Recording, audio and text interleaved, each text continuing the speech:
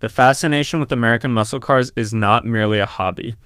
It is a complex intersection of mid-century industrial engineering, socioeconomic shifts, and the psychological principles of mechanical nostalgia. To understand why these high-displacement vehicles remain culturally dominant, one must analyze the specific mechanical and cultural variables that converge between 1964 and 1973. The physics of displacement and torque.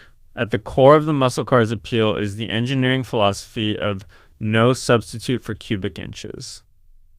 Unlike European sports cars of the same era, which focused on overhead cams and high RPM agility, American muscle was designed for raw, low-end torque. This was achieved through the mass production of large displacement V8 engines, often utilizing overhead valve OHV configurations.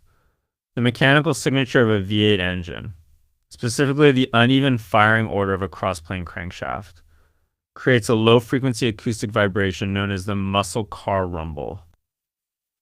This sound operates at frequencies that are not just heard, but felt physically, triggering a sympathetic nervous system response in the human body often associated with power and dominance.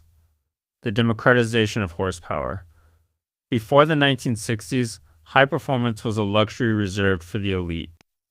The muscle car era changed the market by placing high-output engines into mid-sized, affordable frames. This was a radical shift in automotive economics.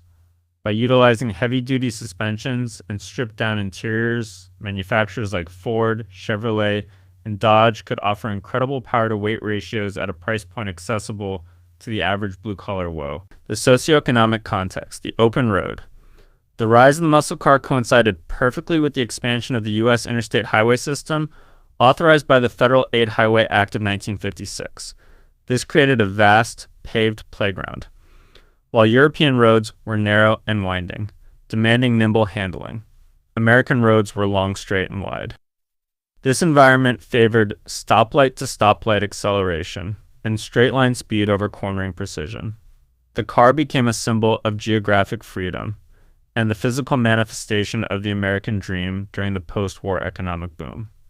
The psychology of mechanical nostalgia. In a modern era dominated by digital interfaces, electronic control units (ECUs), and silent electric motors, the muscle car represents tactile transparency. Every mechanical action in a 1969 Charger or a 1970 Chevelle provides direct feedback.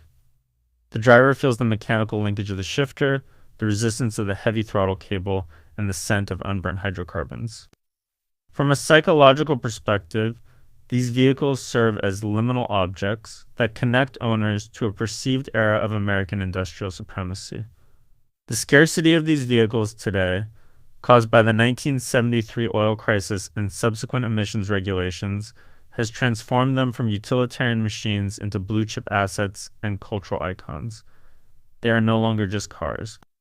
They are kinetic sculptures of an era defined by cheap gasoline and unbridled optimism.